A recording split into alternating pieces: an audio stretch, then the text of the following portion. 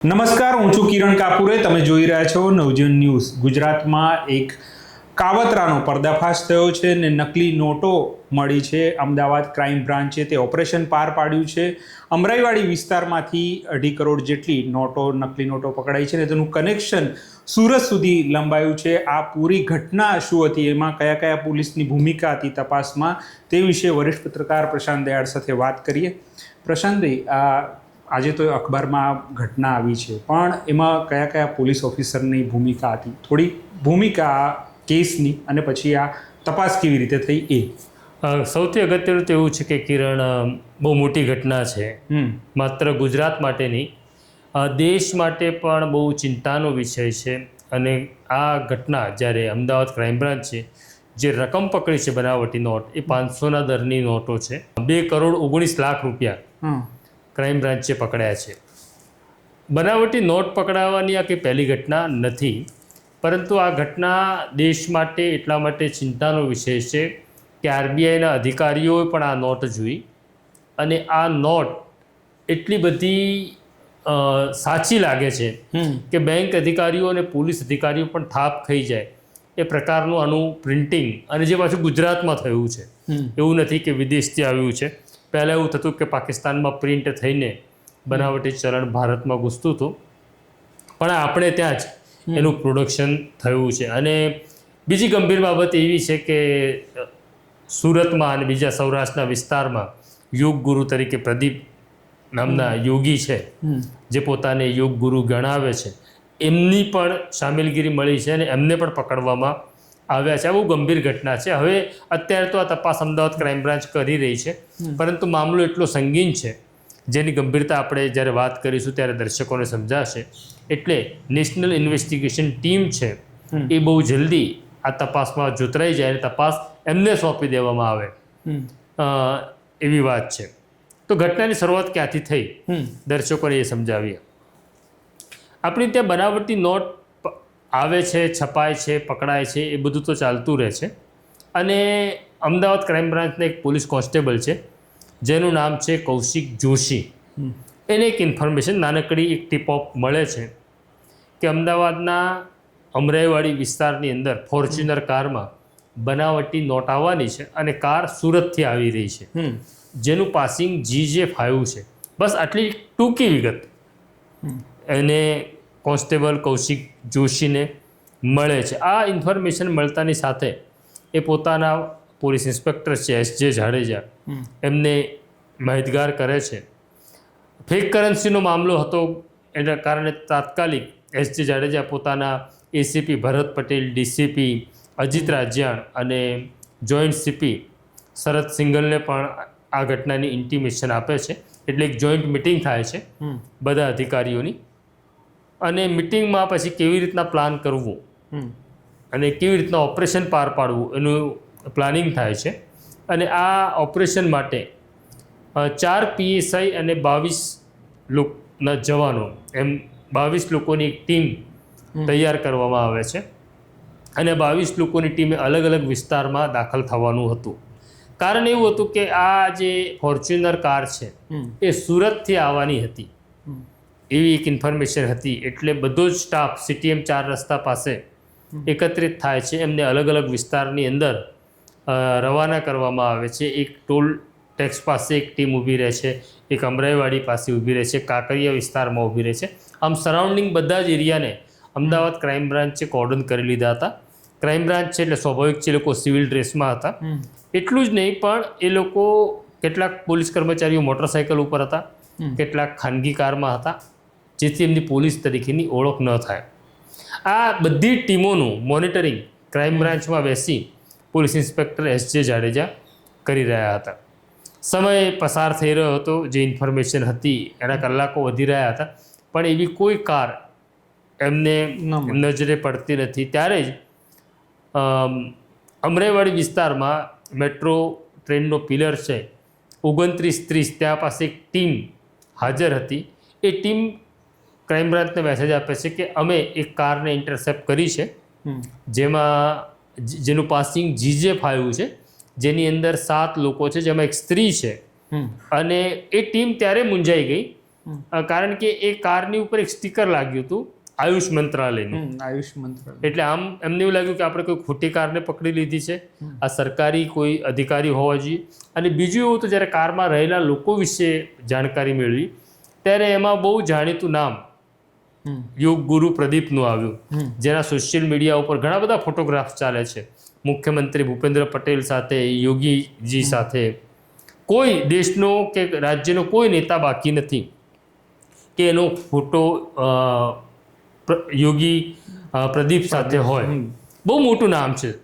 હવે એ પણ કારમાં હતા એટલે પોલીસને એક તબક્કે એવું લાગ્યું કે આપણે કોઈ ખોટી કારને રોકી લીધી, પણ હવે કાર તો રોકી લીધી હતી એટલે તલાશી અનિવાર્ય હતી. એટલે જ્યારે કારને એવું કહેવામાં આવે છે, ફરજ પાડવામાં આવે છે, ત્યારે આ લોકો જરા ધમકાવાના સુરમાં પણ વાત કરે છે કે તમે અમને ઓળખતા નથી, અમારા કોની સાથે સંપર્કો છે. અને પોલીસ નમ્રતાપૂર્વક કઈ રીતે તમે કાર ખોલો, અમારે ચેક કરવી છે.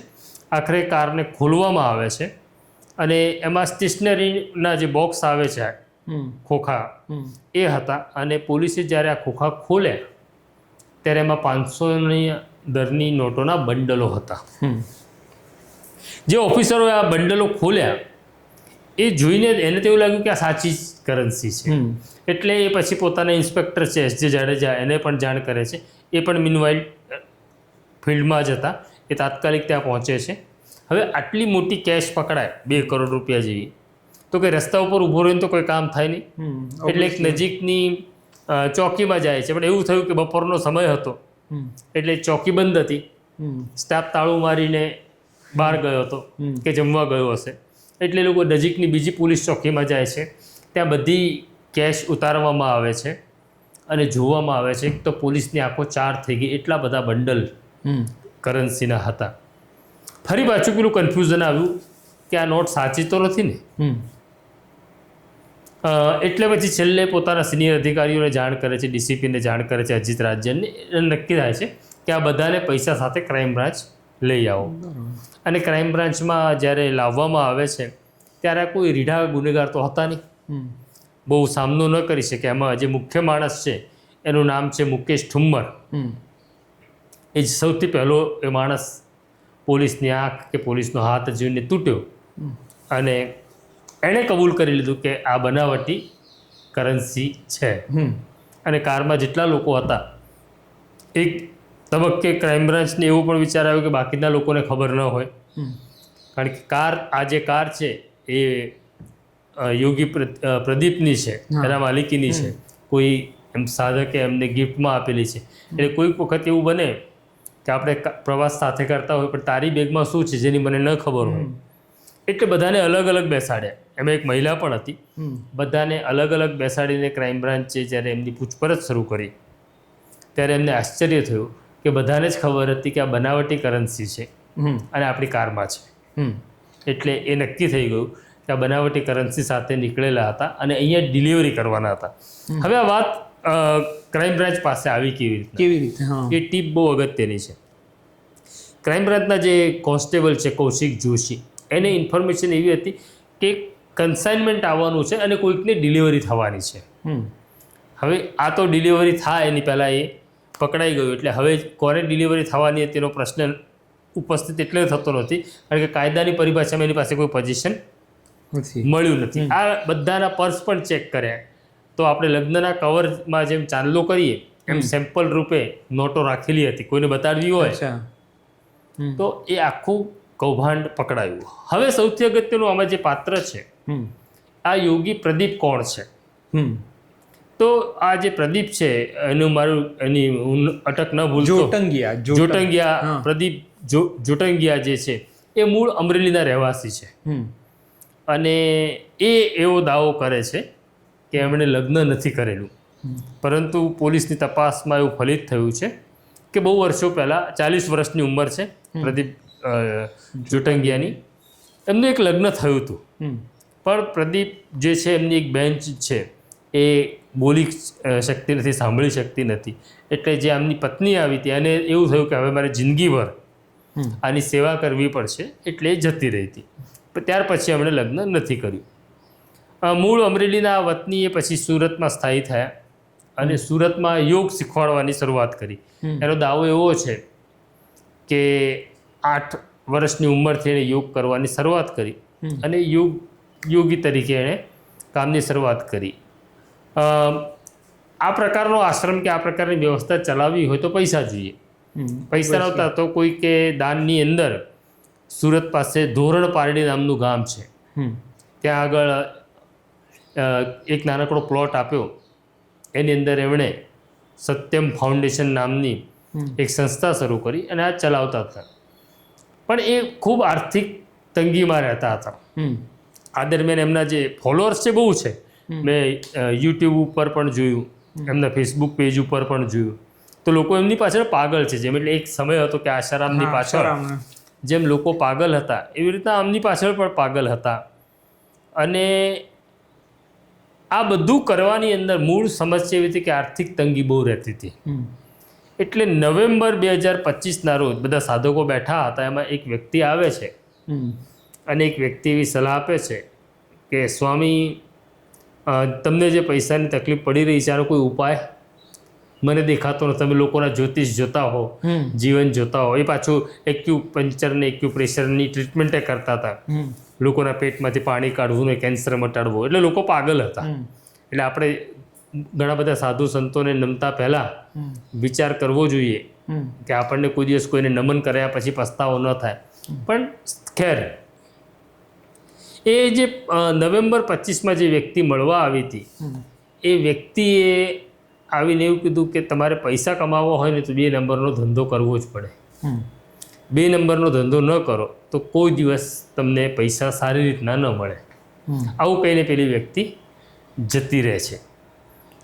આ વખતે ત્યાં મુકેશ ઠુમ્મર નામનો સાધક જે હતો એ ત્યાં હતો. એ મૂળ એ પણ સૌરાષ્ટ્રનો છે અને સુરતના સરથાણામાં રહે છે.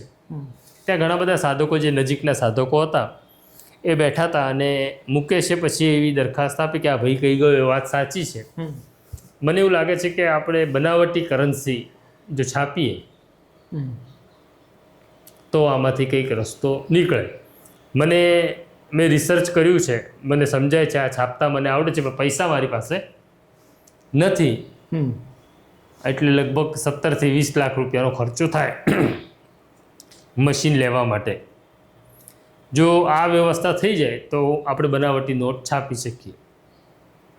એટલે બાકીના સાધકો તૈયાર થયા કે આપણે આ કરીએ. અને પછી કામ શરૂ થાય. હવે આ જે મિટિંગ મળી એની અંદર યોગી પ્રદીપ છે પાછા. એ પાછા કહે છે તથાસ્તુ. એટલે બનાવટી નોટ છાપવાનું જે કામ હતું એમાં આગળ વધવાની મંજૂરી આપે છે. સીધું એમનું ઇન્વોલ્વમેન્ટ નહોતું, પણ છતાં આ ઇન્વોલ્વમેન્ટ બહુ મોટું છે. કારણ કે જ્યારે કોઈ તમને ગુરુ માને છે અને તમારે ખરેખર ત્યાં રોકવાના હતા ને આ લોકોને, એમની અંડરમાં જ થઈ રહ્યું છે, પણ એમની માટે જ થઈ રહ્યું, એમના માટે જ થઈ રહ્યું છે. અને એ નક્કી થાય છે અને પછી કામની શરૂઆત કરે છે આ લોકો. પણ એવી માહિતી મળી છે કે આ લોકોએ ચીનથી બધું મંગાવી હતી અને ક્રિપ્ટોકરન્સીમાં આ લોકોએ પૈસા ચૂકવ્યા હતા. ક્રિપ્ટોવાળી વાત તો હજી બહાર નથી આવી કિરણ, પણ સૌથી ચિંતાનો વિષય છે જે હવે ભારત સરકાર માટે પણ આ પહેલી ઘટના છે ભારતની જેમાં બનાવટી નોટ માટે ભારત સરકાર ચિંતિત થઈ છે. એનું કારણ એવું છે કે અત્યાર સુધી જે નોટો આવતી હતી, આપણે દરેક નોટ જોઈએ તો આ રિઝર્વ બેંક ઓફ ઇન્ડિયા આ જે નોટ છાપે છે એમાં આ પ્રકારની એક લાઇનિંગ છે. આ લાઇનિંગને સિક્યુરિટી થ્રેડ કહેવામાં આવે છે. તો જે લોકો બનાવટી નોટ છાપતા હતા હમણાં સુધી એમાં આ સિક્યુરિટી થ્રેડ નહોતો. એટલે કોઈને પણ તમે આપો, ભલે કલર સરખો હોય, બધું સરખું હોય, પણ આ સિક્યુરિટી થ્રેડ ન હોય એટલે તરત સમજાઈ જતું હતું કે આ બનાવટી નોટ છે. પણ આ જે નોટ પકડાઈ છે એમાં તો સિક્યુરિટી થ્રેડ પણ છે. ચિંતાનો વિષય હવે શરૂ થાય છે સરકાર માટે, પોલીસ માટે અને આપણા માટે પણ. આ જે માસ્ટર માઇન્ડ છે મુકેશ ઠુમ્મર, જે બહુ ભણેલો નથી, SY સુધીનો જેણે અભ્યાસ કર્યો, એણે ઇન્ટરનેટનો ખૂબ ઉપયોગ કર્યો અને એણે સર્ચ કર્યું ઇન્ટરનેટ દ્વારા કે બનાવટી નોટ છાપવી કેવી રીતના, છાપવાનુંની સામગ્રી લાવવી અને ક્યાંથી, અને કઈ નોટ સાચી લાગે. આ સર્ચ કર્યું તો એમાં એને એવું મળ્યું કે આપણી જે ચલણી નોટો છે, ભારત સરકાર છાપે છે, રિઝર્વ બેંક ઓફ ઇન્ડિયા છાપે છે, એ નાસિકમાં છપાય છે. તો નાસિકમાં જે ચલણી નોટમાં કાગળ વપરાય છે એવો કાગળ ક્યાં મળે? અચ્છા, એ પહેલા તો તપાસ કરી. પહેલા એને તપાસ કરી. એ તપાસ કરી તો ખબર પડી કે ચાઇનાની અંદર આ કાગળ મળે છે. એટલે એણે તપાસ આગળ ચલાવી તો ખબર પડી કે અલીબાબા અને મેડ ઇન ચાઇના નામની બે વેબસાઇટ છે, એની ઉપરથી આ કાગળ ખરીદી શકાય છે. એટલે એણે ત્યાં સર્ચ કર્યું. હવે ચાઇના આ પ્રકારના કાગળનું ઉત્પાદન કરે છે. આશ્ચર્ય એ વાતનું છે કે જે આજ સુધી આપણને ખબર નહોતી પડે, આપણી સરકારને કે આપણી પોલીસને. બ્લેન્ક પેપર છે, માની લો કે A4 સાઇઝનો કાગળ હોય તો એ કાગળ ખાલી નથી. આ નોટની અંદર RBI અને ભારત એવું લખેલું છે બેકગ્રાઉન્ડમાં. એ આ ચાઇના જે કાગળ વેચે છે એમાં એ પણ લખેલું છે, RBI અને ભારત. એટલું જ નહીં, મેં જેમ હમણાં કહ્યું આને સિક્યુરિટી થ્રેડ કહેવામાં આવે છે. ચાઇના જે કોરો કાગળ વેચી રહ્યું છે એમાં સિક્યુરિટી થ્રેડ પણ છે, એની સાથે જ આવે છે. એટલે RBI લખેલું પણ આવે છે અને સિક્યુરિટી થ્રેડ પણ લાગેલો છે, ભારત લખેલું પણ છે. એટલે કાગળ કોરો છે, એની ઉપર આ પ્રિન્ટ જ છે ઓલરેડી. એનો મતલબ કે આવું બીજા કોઈ ખરીદતા હશે ત્યારે જ આવું પ્રોડક્શન થતું હશે. હવે કેમ કોરો કાગળ શું કામ વેચે? તો તમારે જે નોટ છાપવી હોય, પછી તમે 100ની છાપો, 500ની છાપો, 20ની છાપો કે 10ની છાપો, પણ હવે જેને છાપવી જ છે એ તો સૌથી મોટી નોટ અસ્તિત્વમાં ભારતમાં 500 છે, તો 500 જ છાપશે. એટલે એણે ત્યાંથી કાગળ મંગાવ્યો આ સાઇટ ઉપરથી, અને કાગળ એની પાસે આવ્યો પછી એણે સારા પ્રકારના કોમ્પ્યુટર જે સ્કેન કરી શકે સારી રીતના એ કર્યું, સારા પ્રિન્ટર મંગાવ્યા અને એની ઉપર આ નોટ એ છાપવા લાગ્યો 500 રૂપિયાની. હવે આ નોટ છપાઈ ગઈ. હવે ચાલે છે કે નહીં બજારમાં, સાચી કે ખોટી કેવી રીતના ખબર પડે? એટલે આ જે ગેંગ છે એ 8 લાખ રૂપિયા પહેલાં છાપે છે અને સુરતના બજારમાં, સુરતની આસપાસના બજારમાં ખરીદી કરે છે. અચ્છા, બતાવે. અને ક્યાંય એ પકડાયા નહીં, ક્યાંય કોઈએ વાંધો લીધો નહીં. એટલે નક્કી થયું કે આ એવી નોટ છે જે કોઈને પણ ખબર પડતી નથી, કોઈ એને રોકતું નથી. એટલે હવે નક્કી થયું કે આપણે મોટા પ્રમાણમાં આ નોટ છાપીએ.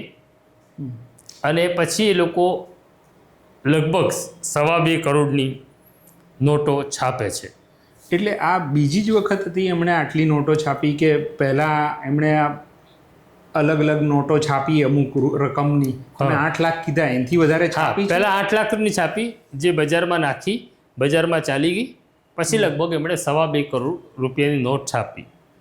હવે આ નોટને કોને આપવી એવો પણ સવાલ ઉત્પન્ન થાય ને.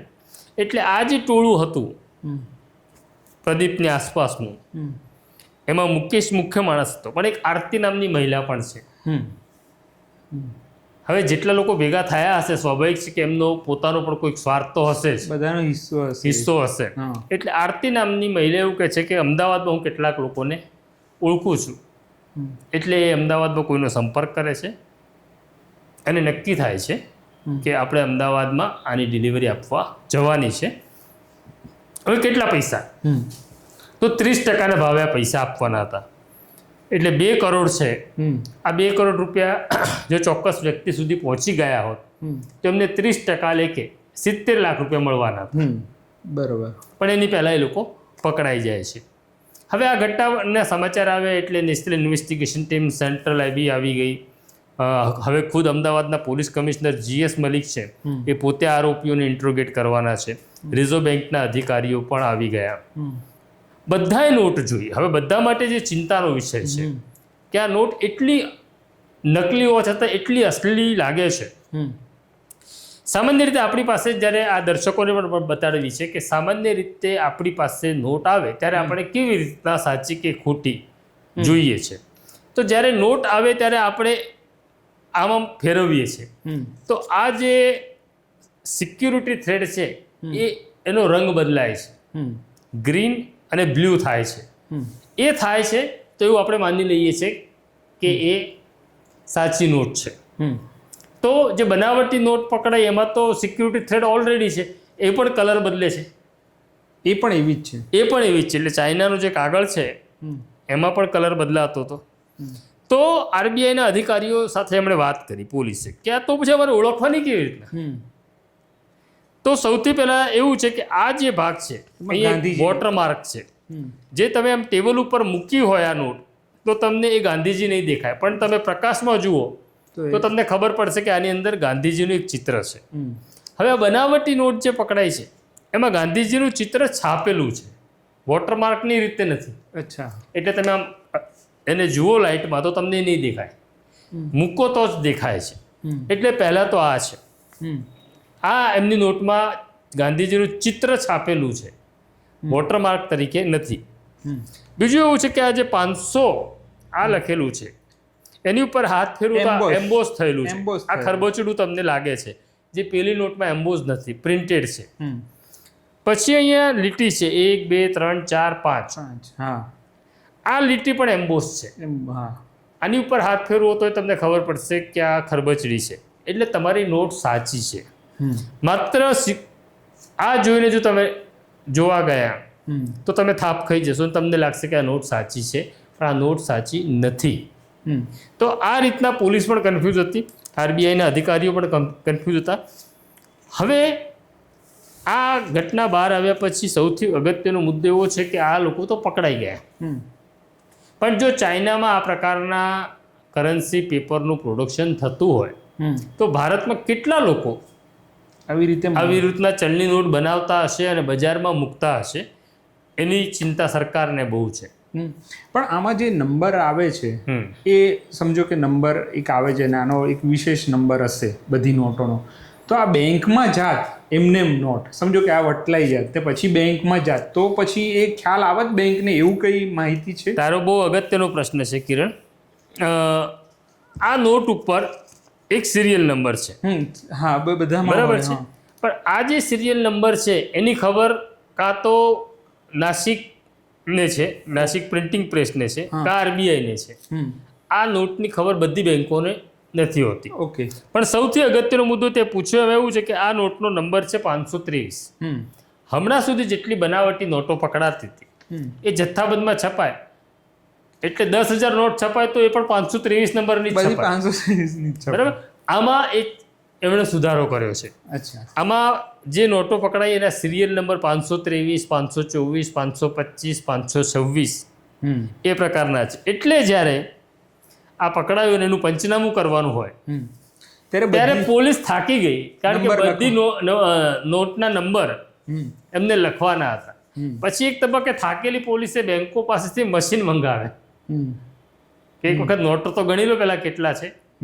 તો આ રૂપિયા એમને મળ્યા પછી આ બધાની અલગ અલગ પૂછપરછ કરી ત્યારે સૌથી મુખ્ય સૂત્રધાર છે જે મુકેશ ઠુમ્મર, એણે કબૂલ કર્યું કે આ મારું કામ છે, મેં છાપ્યું છે. એ સુરતના સરથાણામાં રહે છે. એટલે તાત્કાલિક ડીસીપી અને જોઈન્ટ સીપીએ સુરત પોલીસને એલર્ટ મોડ ઉપર મૂકી અને એવું કહ્યું કે સરથાણામાં આ માણસનું મકાન છે, ત્યાં પહેરો ગોઠવી દો જેથી કોઈ વસ્તુ આગળ પાછળ ન થાય. અને ક્રાઇમ બ્રાન્ચની એક ટીમને તાત્કાલિક સુરત મોકલવામાં આવી, એના ઘરની ઝડપી કરી તો એના ઘરમાંથી બીજા 28 લાખ રૂપિયા મળી આવ્યા. અચ્છા, એ નકલી જ છે? નકલી જ છે. ઓકે, બરાબર છે. હવે જે આશ્રમ છે એનું search operation Surat crime branch કરવાની છે. હજી ઘણા બધા તથ્યો બહાર આવશે. અદાલતમાં એમને રજૂ કર્યા છે, પોલીસે રિમાન્ડ માગ્યા છે. અમદાવાદના પોલીસ કમિશનર GS મલિક પણ એમને ઇન્ટ્રોગેટ કરવાના છે. તો મામલો બહુ ગંભીર છે, પણ એક મોટું ઓપરેશન અમદાવાદ ક્રાઇમ બ્રાન્ચે બહાર પાડ્યું છે. સંયુક્ત મહેનત હતી. ઇન્ફોર્મેશન ભલે કૌશિક જોશીની હતી, પણ પીઆઈ જાડેજા છે કે ECP ભરત પટેલ, અજીત રાજ્યાણ અને શરદ સિંગલનું એક જોઈન્ટ ઓપરેશન હતું આખી ટીમનું. 22 લોકો સાથે કામે લાગેલા.